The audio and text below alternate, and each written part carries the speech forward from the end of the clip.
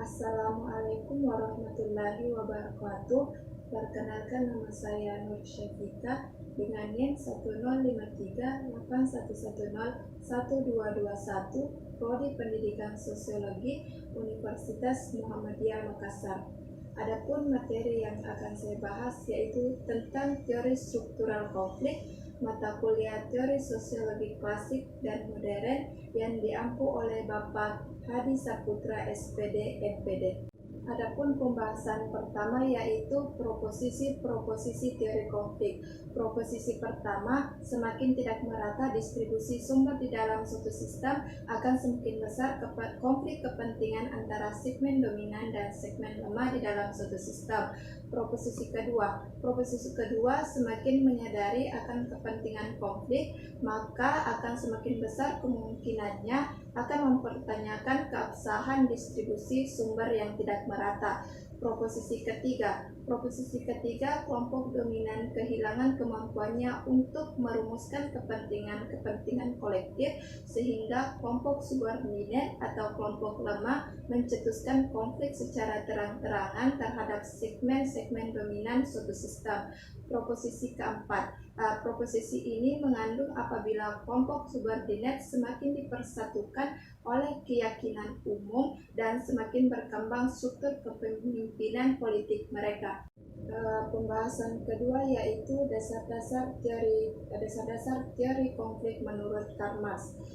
Karl Marx berpendapat bahwa bentuk-bentuk konflik terstruktur antara berbagai individu dan kelompok yang muncul melalui terbentuknya hubungan-hubungan pribadi dalam produksi sampai pada titik tertentu dalam evaluasi kehidupan sosial manusia, sehingga masyarakat terpecah menjadi kelompok-kelompok yang memiliki dan tidak memiliki kekuatan produksi kelas-kelas sosial. Pembahasan ketiga yaitu teori konflik dalam pandangan Dahrenburg. Teori konflik Dahrenburg melihat masyarakat berdimensi ganda yang memiliki sisi konflik dan kerjasama dan dapat dianalisis dengan fungsi analisme struktural dan konflik sehingga dapat digunakan untuk memahami lebih baik fenomena sosial.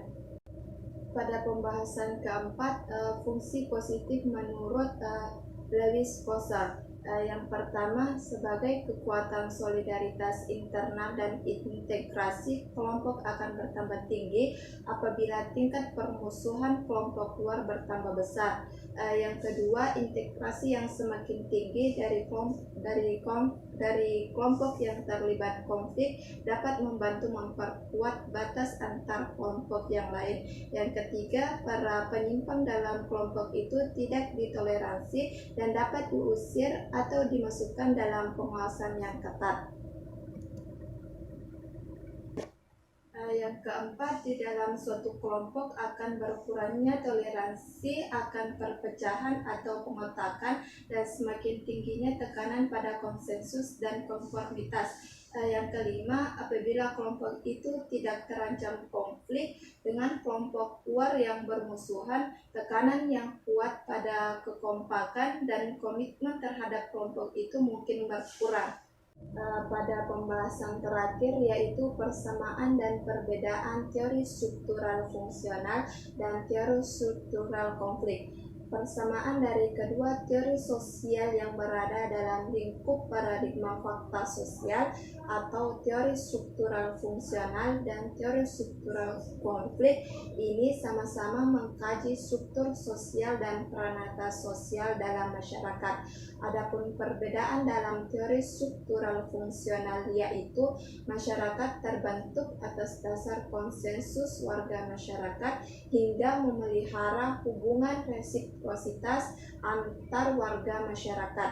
Dan perbedaannya teori struktural konflik yaitu adanya dorongan-dorongan anggota-anggota masyarakat yang menghasilkan perubahan dan masyarakat terbentuk atas dasar konflik kepentingan. Mungkin hanya itu materi-materi yang sempat saya bahas. Lebih dan kurangnya mohon dimaafkan. Saya akhiri dengan ucapan billahi fisabilil haq wastabiqul khairat. Wassalamualaikum warahmatullahi wabarakatuh.